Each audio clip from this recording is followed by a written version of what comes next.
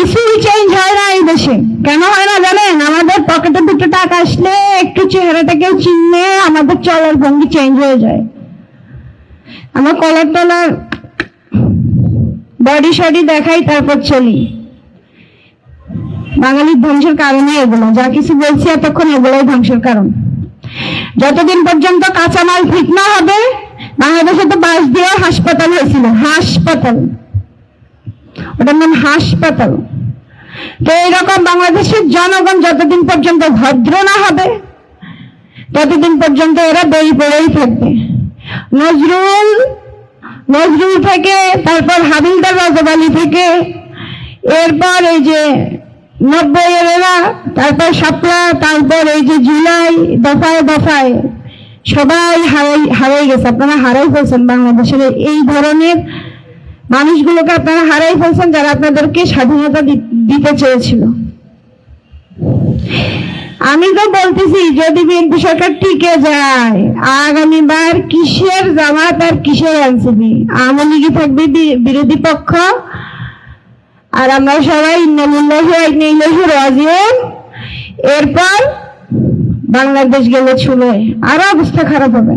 তবে এই সব হতাশার ভিতরেও আমি ওই এক কথার উপরে এখনো আমল করি যে শেষ জামানায় এমন একদল বের হবে যাদেরকে কেউ থামাতে পারবে না, আর আমি ওদের জন্য দোয়া করি। আমি চাই আমার বংশধররা এক শ্রেণীতে সামিল হোক। হয়তো আল্লাহ ওই এক শ্রেণী তৈরির যে পন্থা, ওটাতেই আমাদেরকে হাঁটাচ্ছে। সবাই নিজের জায়গা থেকে ভদ্র হতে হবে, ইমানদার হতে হবে। বিএনপিরা তারপর আরো কে কে যেন আমার বাড়িতে আমার আব্বাকে এসে বলছিল, প্রথমে বলছিল যে স্যার ওরে আমরা একটু সম্মাননা দিতে চাই। তো আব্বা আমার মতো একটু ঘাটতারা টাইপ মানুষ, সরি আমি আব্বার মতো ঘাটতারা টাইপ মানুষ।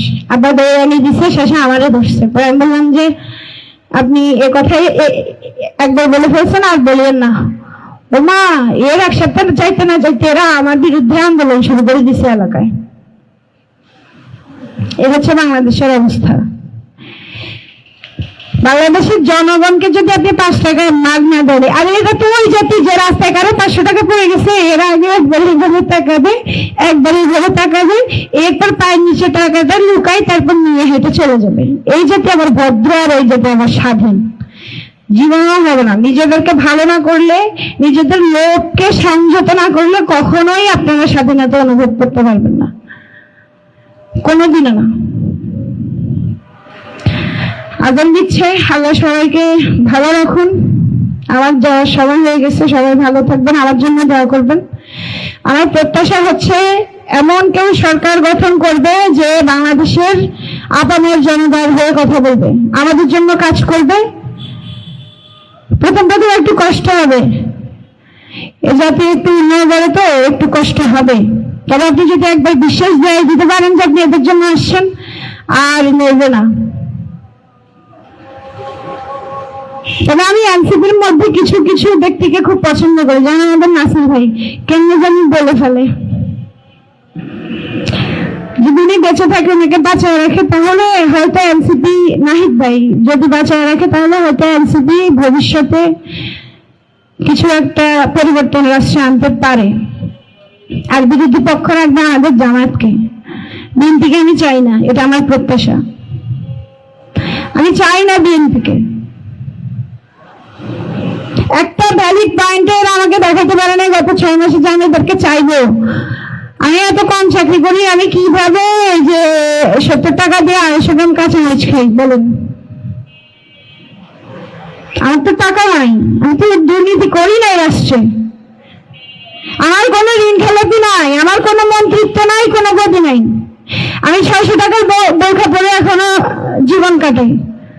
তাহলে আমার জন্য কি কাঁচামরিচের দাম কি 20 টাকা করতে পারছে? করবে কখনো? ফ্যামিলি কার্ড দিচ্ছেন, কালকে দিচ্ছেন আপনার দলের নেতা কর্মীকে।